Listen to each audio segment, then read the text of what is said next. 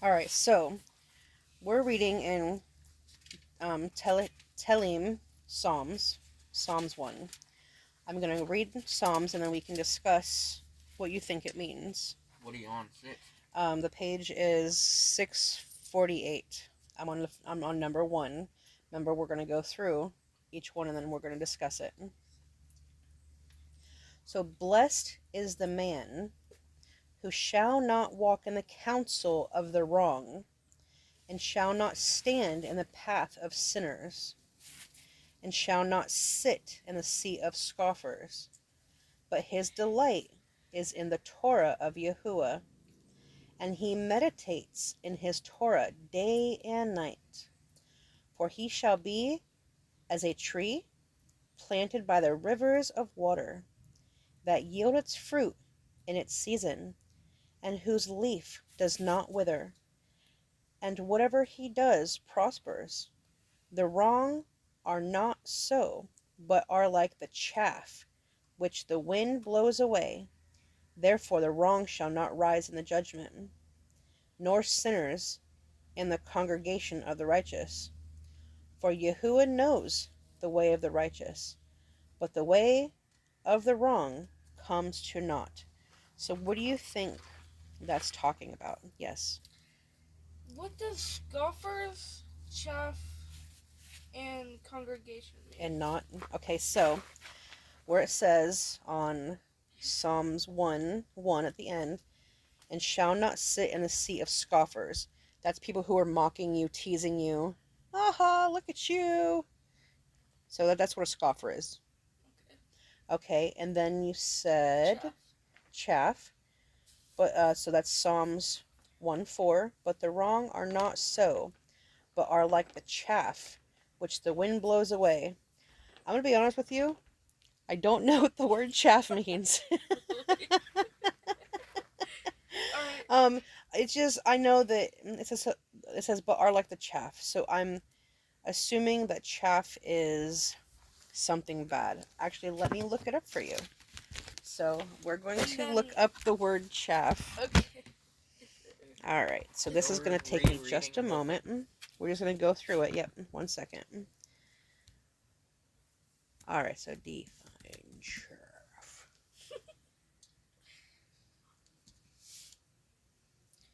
Chaff, so CHAFF.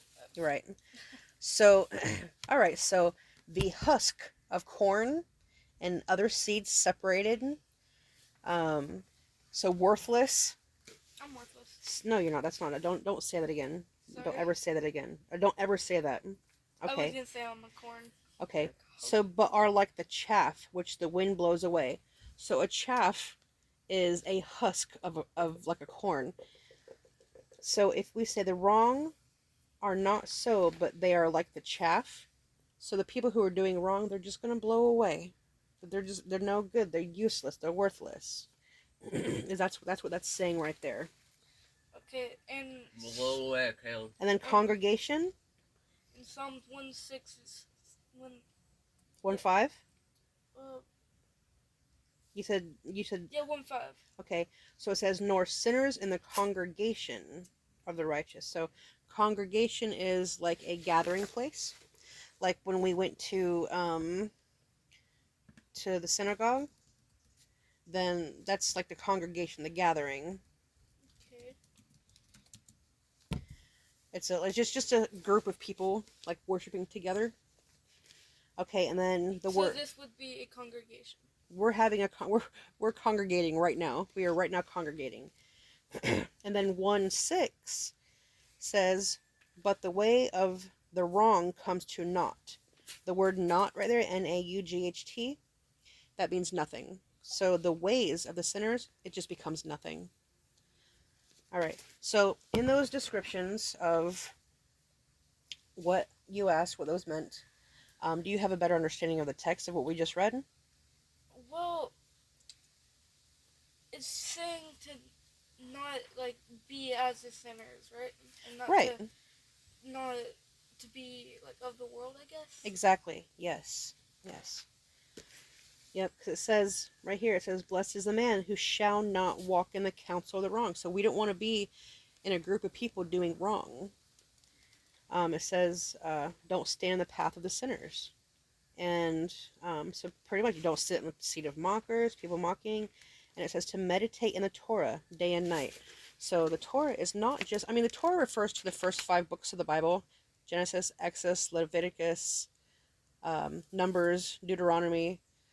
It refers to the first 5 books. But, anywhere Torah is law, but better translated is instructions. So even in the New Testament, when you see the Messiah giving you instructions, that's the Messiah's Torah. So he's teaching Torah. So when he's giving you teachings and giving you instructions, he's giving you Torah. So when you read, but his delight is in the Torah of Yahuwah, it's also talking about Yahusha, the Messiah, and in his teachings as well. You're delighting, you're enjoying the teachings. So it tells you here to not walk in the way of sinners, because your evil deeds in the end will be nothing and you just blow away like the husk of a corn. Noah's blowing you away. All right. So we're going to, was that good, Noah? Did you have any questions? All right. And Caleb, you got everything? Yeah, I think so. All right. I wish John was here. So we could ask him some questions too. Mm-hmm. I said I wish John was here so we could ask him some questions just too. start making jokes and make Noah laugh and stuff. Yeah, you guys are gonna causing more distraction. Yeah. But he'll just have to listen to the video. Yep. Okay. All right, so we're going to Tehillim. The Psalms. We're going to Psalms. Tehillim? Yeah, Tehillim. Tehillim. I thought it was Tehillim. Tehillim. Tehillim. Tehillim. Yes. All right, so Psalms 2. Why do the nations rage, and the people meditate emptiness? The sovereigns of the earth take their stand. Sovereigns are kings, so the kings of the earth take their stand. And the rulers take counsel together. So they're gathering together and they're planning something against Yahuwah and against his Messiah, and say, let us tear apart their bonds and throw away their ropes from us. He who is sitting in the heavens laughs. Yahuwah mocks at them. Then he speaks to them in his wrath and troubles them in his rage, saying, but I have set my sovereigns on Zion. No, what does Zion mean? So that's the Hebrew writing for Zion, like Mount Zion over there. Mountain. Oh. Zion. Okay. My bad. It's a place. Okay. In sitting. So what are you doing? Away, though. Shh. Listen. So Zion is a specific location. It's a hill in a city in Jerusalem.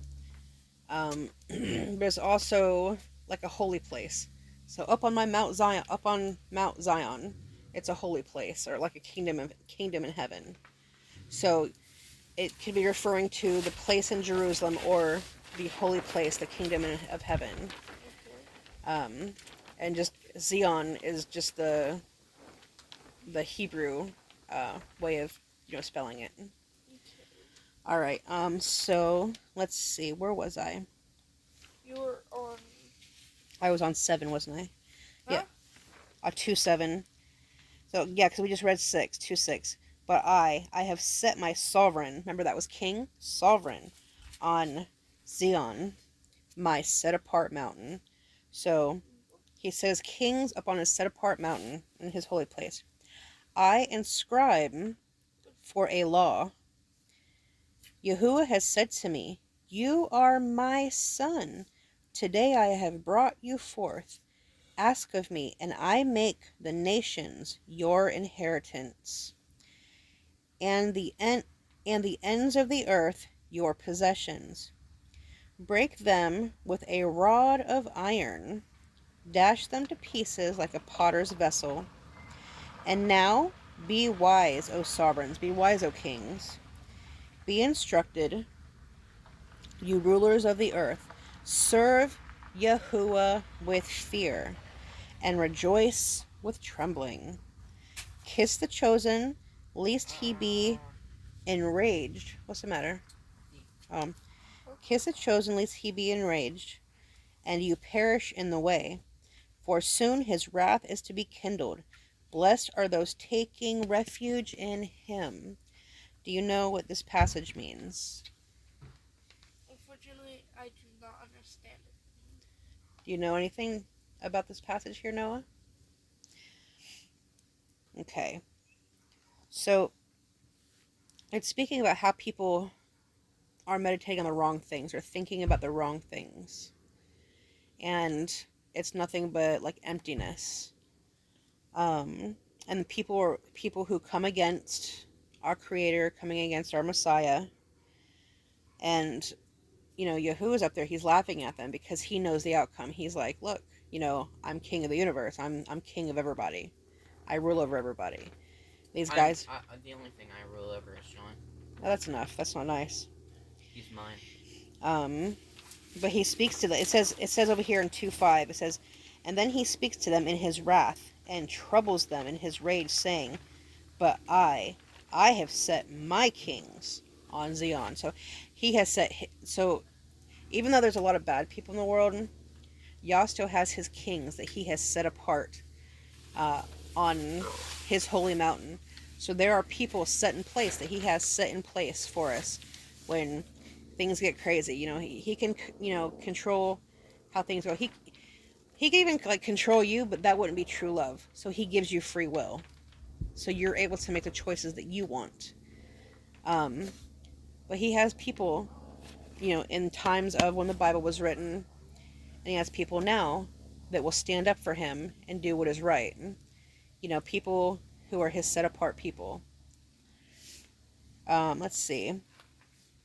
Here it says, "I ascribe for a law." Let's see, where are we at? Where are we at? Give me a sec. I need to do something good. Where are you going? I'm gonna grab some water. Is that okay? A water? Uh-huh. Oh, okay. When are you gonna be done? Well, I was just gonna tell you before you walk off. Let me finish right here. Yes. So it says that and I make the nations your inheritance. So for the people who are following him and doing good, and doing well, in his eyes, he's telling them, I've brought you forth. I make you nations, the nations your inheritance.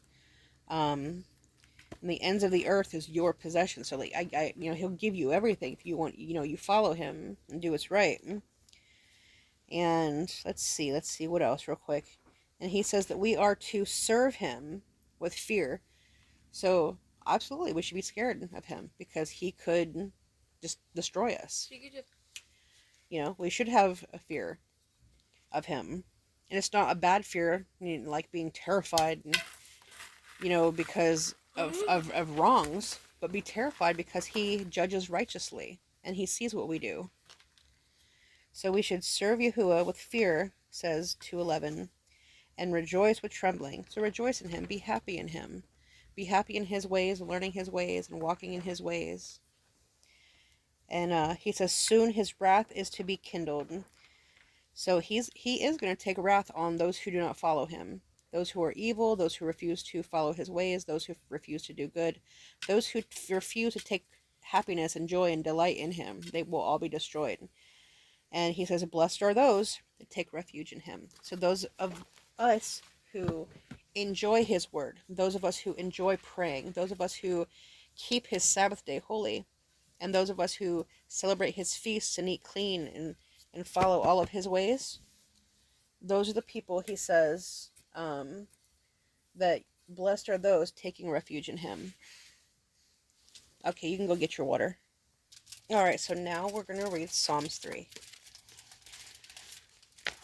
O Yahuwah, how my adversaries have increased, many rising up against me. Many are saying of me, there is no deliverance for him in Elohim, Selah.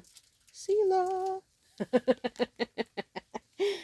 But you, O Yahuwah, are a shield for me, my esteem, and the one lifting up my head. I cried to Yahuwah with my voice, and he heard me from his set-apart mountain, Selah. I laid down and slept. I awoke, for Yahuwah sustained me. I'm not afraid of 10,000s of people who have set themselves against me all around. Arise, O Yahuwah, save me, O my Elohim, because you have stricken all of my enemies on the cheek. You have broken the teeth of the wrong. Deliverance belongs to Yahuwah. Your blessing is on your people. Selah. What was that about?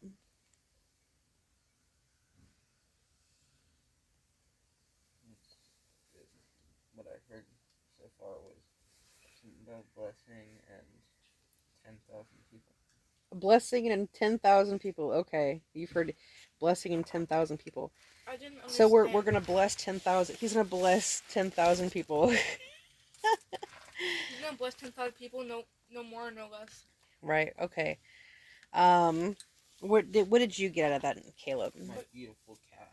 Like I said, I didn't really understand what it was trying to say. Okay. So, right here, he's speaking about how there's his adversary. Because that's right here in 3:1, adversaries. You see that? Okay, in 3:1, he's talking about how his enemies have increased. You see how it says, my enemies have increased. And they're rising up against him. So there's a lot of people. Could you imagine being all by yourself and you have Really? what? Oh. Oh, I'm just kidding. All right, so think about it. You have it says you've got 10,000 people and you're all by yourself coming against you. What do? You know, you could be terrified, horrified, you're afraid. But here, you know, he's sitting here and he says, there's many rising up against me. Many are saying of me, there's no deliverance in him, for him in Elohim. Elohim is God, remember? So people are telling him, oh, there's no deliverance for you. No, nobody's going to save you. Deliverance is being saved. And they're saying there's no salvation. There's no saving for you who believe in Elohim.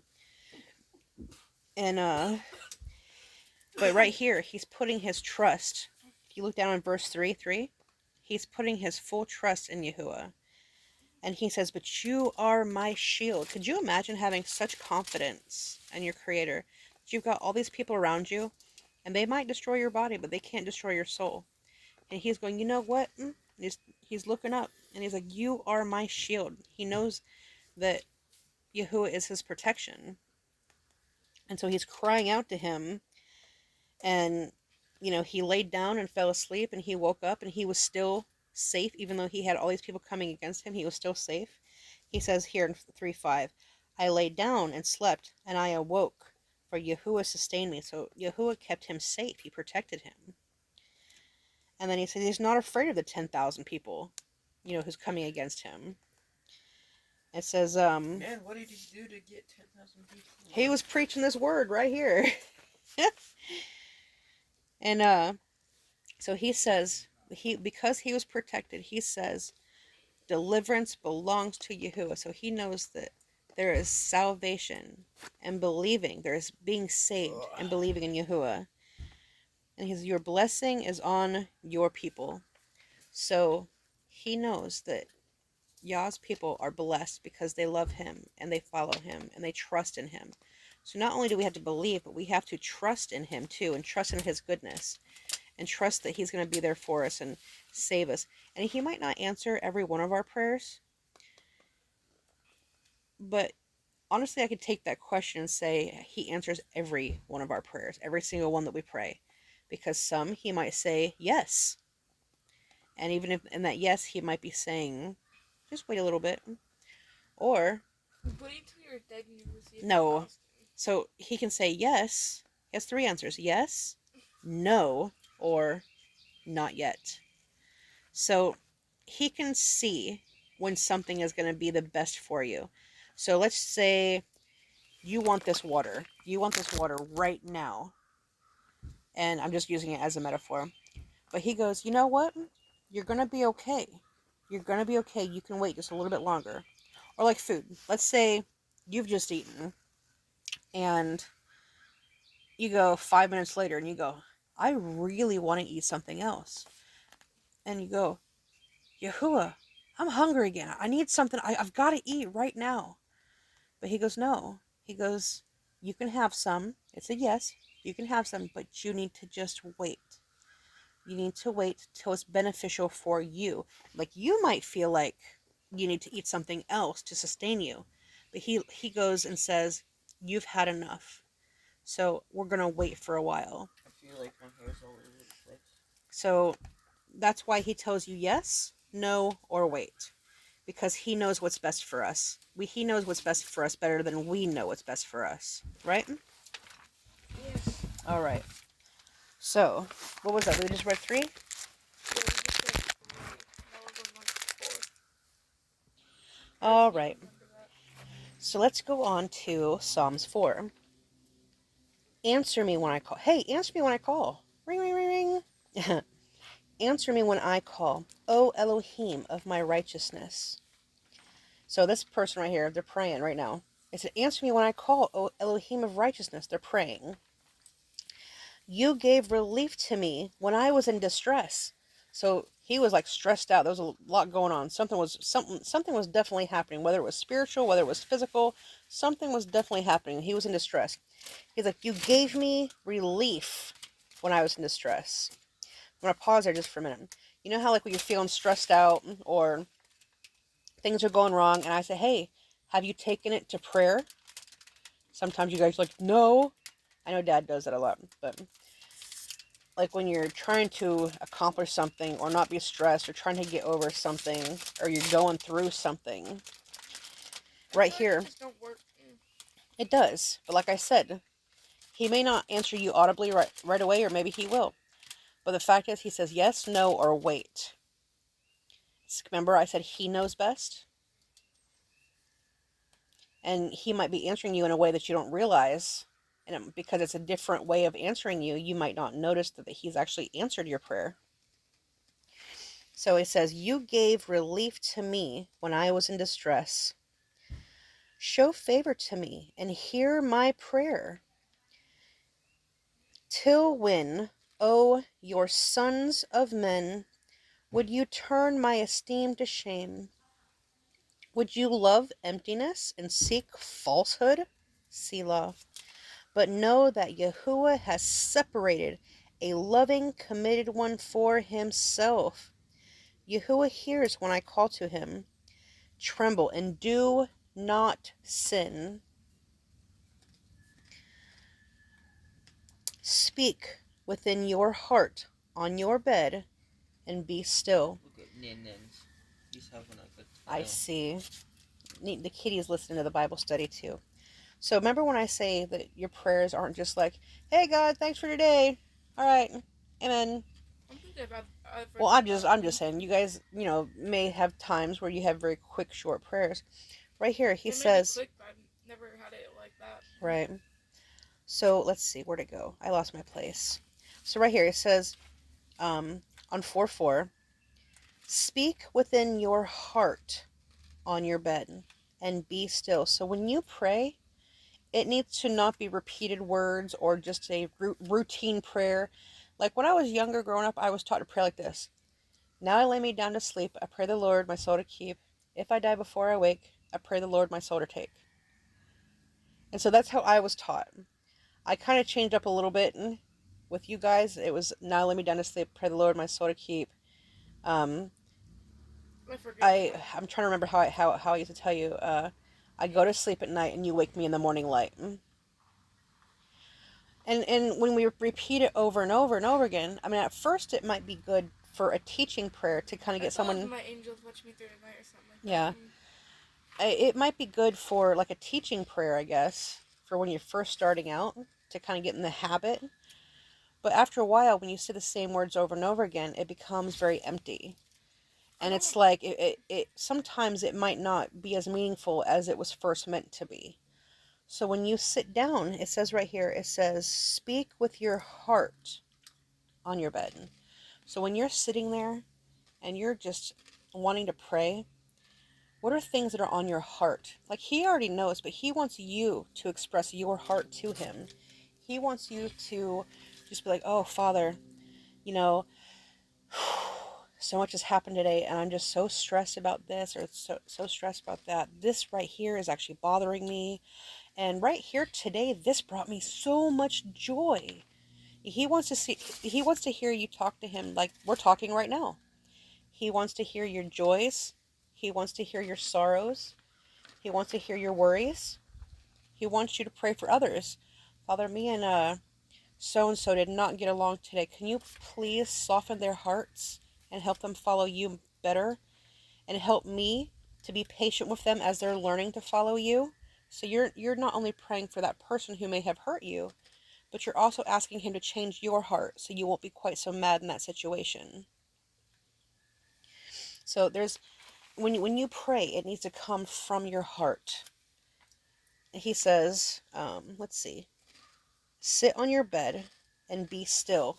What is the be still? Well, I love your hat. Father, huh? I love your hat. Oh, thanks. I love my hat too.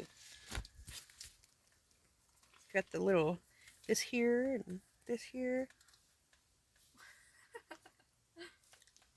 Anyhow, all right. So, the be still part. You don't go into prayer and go, oh, blah blah blah blah blah blah blah blah blah blah blah blah. Amen. You go, oh, blah blah blah blah. Here's all this stuff, good stuff, bad stuff, heartfelt stuff, stuff that means a lot to me, things I'm worried, scared about, happy about, whatever. And then be still. Sit there and wait. Listen for him. Sit in the spirit with him. Just sit there. You may hear a voice. You might hear him audibly talk to you, or you might hear him in your heart, like in your spirit. You'll hear almost like a whisper, or sometimes it's a feeling that you get that he's answered something that you've prayed. You know, he answers in many different ways. Or maybe like a verse will pop in your head and you go, that's weird, I don't even know what that says. And then you go and you flip to that verse and you go, oh my gosh, that was the answer to what I just asked him in prayer. Because it'll have, you know, say you go to, you know, verse 4:4 somewhere, or 4:12, and you read it and it goes, you know, it just says something that just really pertains to what you prayed about. That's him answering you as well. Or maybe you pray and then you sit there for a little while, and then after you're done, you turn on a song, and that song really, really represents everything you just prayed about. And you're like, oh my gosh, he did hear me, you know. So he speaks to you in many, many different ways. I've actually been out in nature before, and I've been praying. And after I finished praying, and I can't, it's been a long time. I can't remember what I was praying about. But I do remember that after I prayed, I just said, Father, just show me something. And that moment I said something, a whole bunch of leaves just kind of fell out of the tree. And I mean, it could have been just random. It could have just happened. But it happened like right there. I said, show me something. You know, and like I said, a bunch of leaves like all around me just kind of fell out of the tree. And I felt like that was him. And then later on, you know, my prayers are answered. So he can answer you in nature. He can answer you by music. He can answer you by animals, by other people. There's been people said, hey, I got a message for you. And they have no idea what you've prayed about.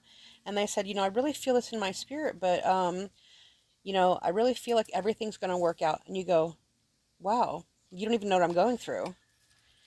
But they were led by the Spirit to come tell you that your prayers are being answered, or things are going to work out, or everything's going to be okay, or whatever the message may be.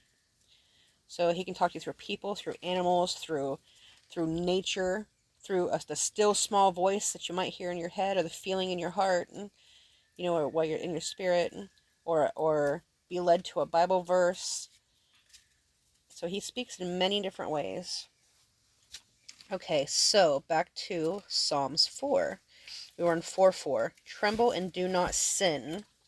Speak with your heart on your bed and be still. The be still is listening.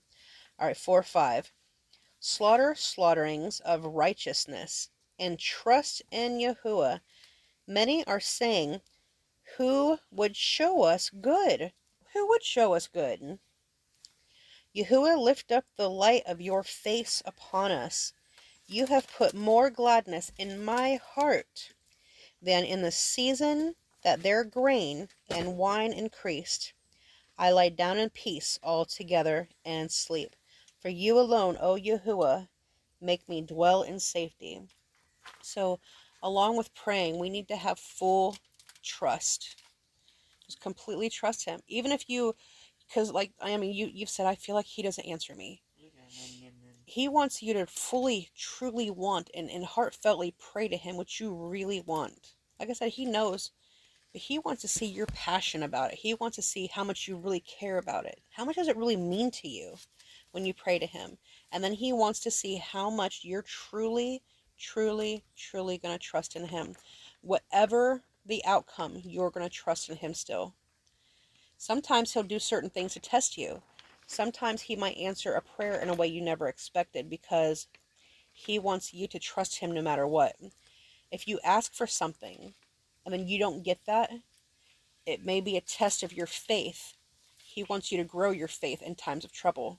So if you're going through troubled times and it's not the enemy attacking, then he might be trying to strengthen you because your faith may need strengthening. If your faith is weak, he's like, I'm going to have to do this because his faith is weak. Like, and it's not a punishment, but the only analogy that I can think to try to use, if I look at you and say, I'm really not going to let you play on the phone for about a week. And you're like, what? Why? And you think like it's just awful thing.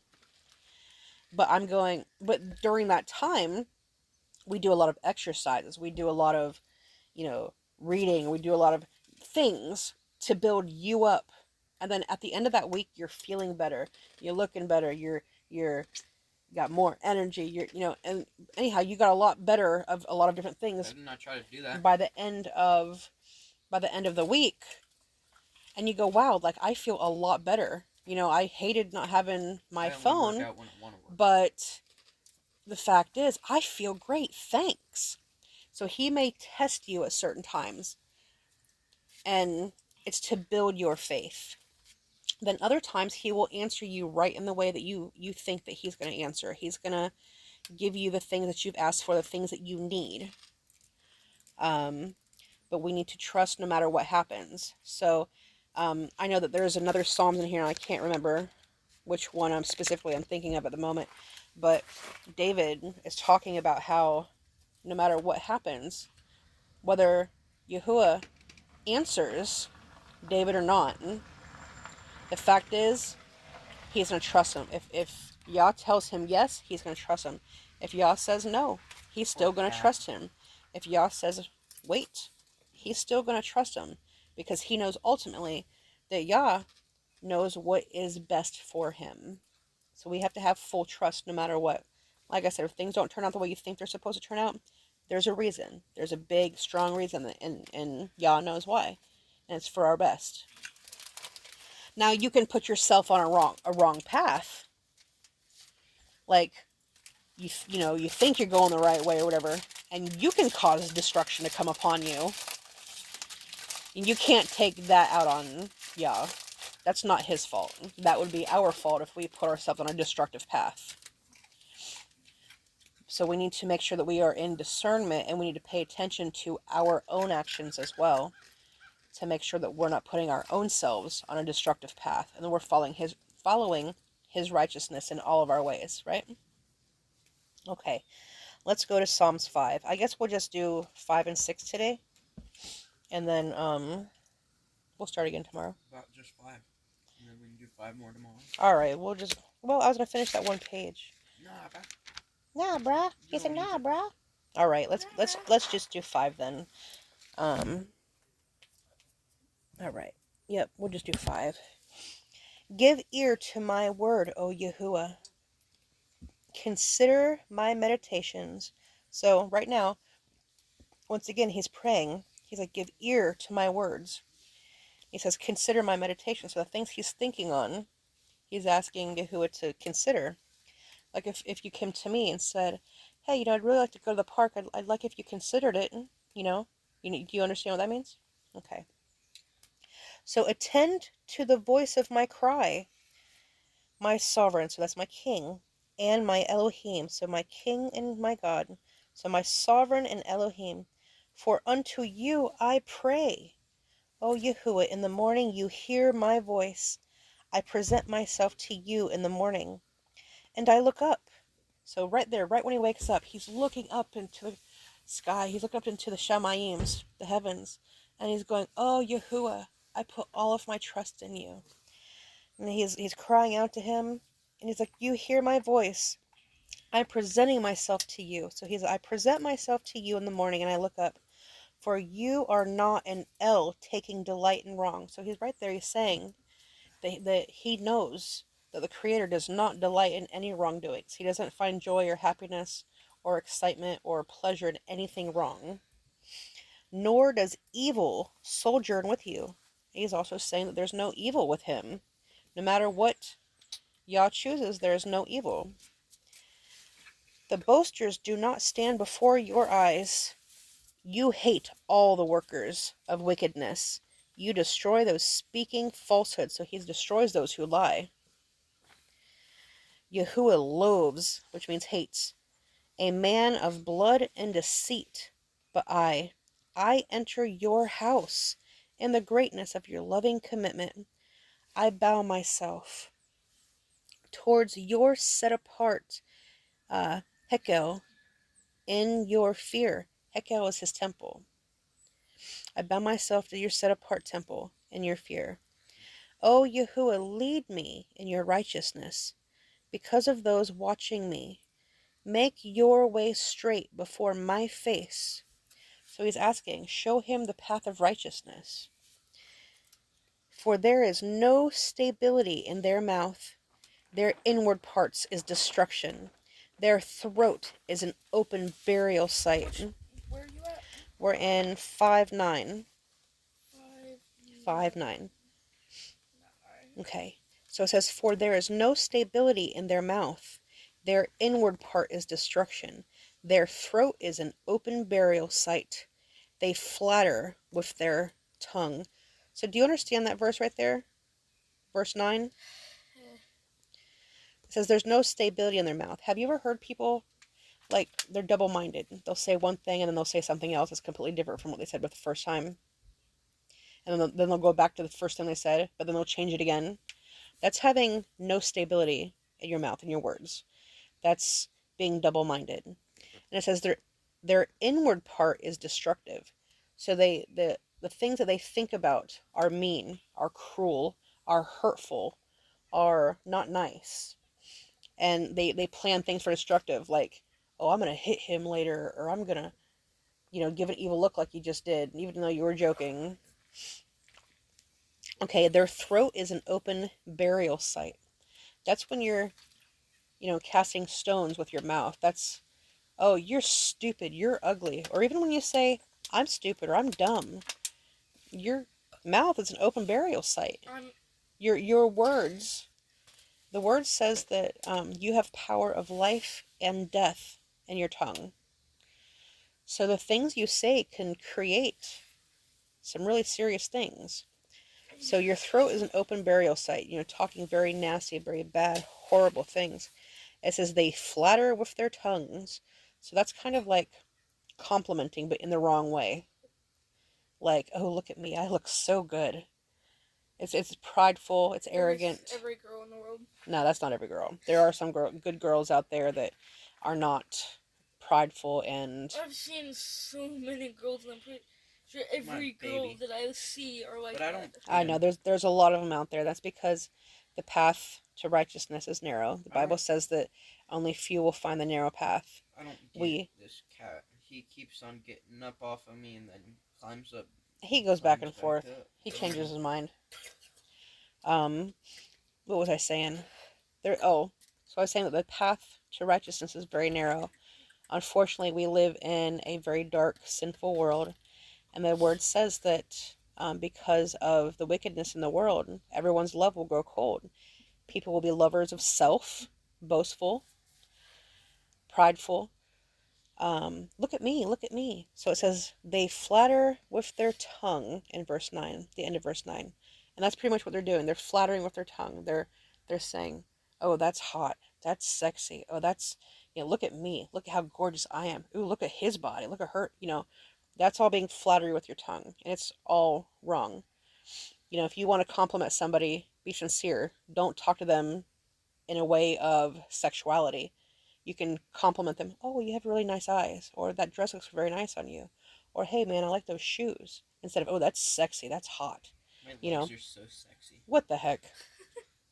Exactly. That's hairy, beautiful what legs. the heck. So that would be the wrong way. "Look at my hairy, sexy legs." That'd be the wrong way to be. Okay. Imagine So just some random person walks up to you and said that. yeah, right. That would be very Caleb just weird. glanced over at my legs. Oh my gosh. Okay, we're on verse 5:10. Even he thinks Declare- they look good. Declare to them guilty. So right now he's saying they are guilty. O Elohim. Caleb's guilty. Let them fall by their own counsel. Thrust them away for their many transgressions. Because they have rebelled against you. So right now he's saying, "Hey, throw those evil people away. They're rebelling against you, yeah. Condemn them for their sins." He says, "But let all who take refuge in you, yeah, rejoice."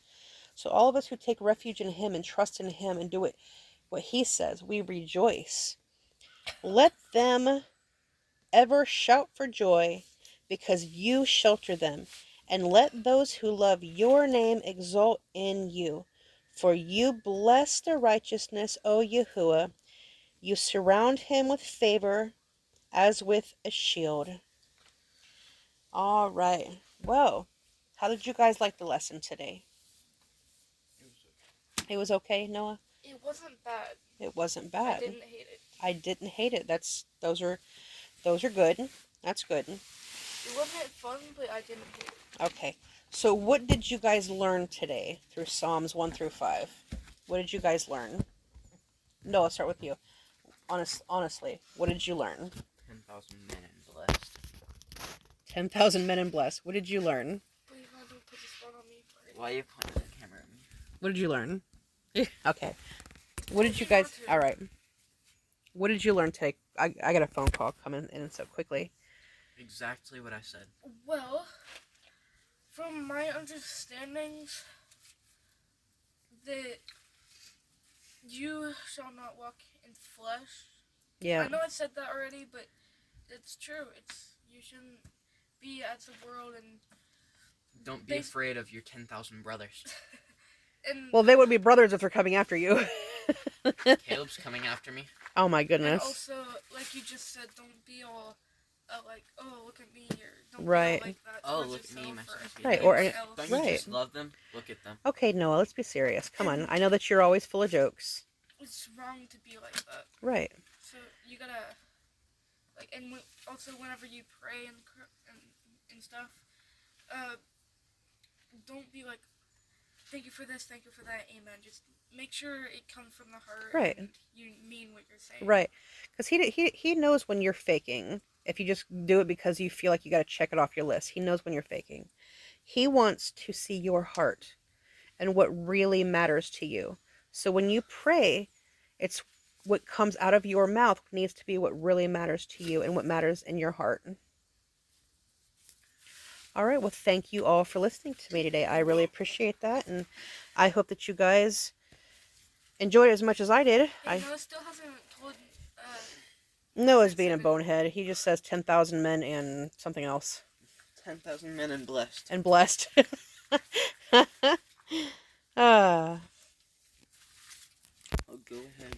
All right. Well, there you have it. Psalms 1 through 5. God bless. Because Yah bless.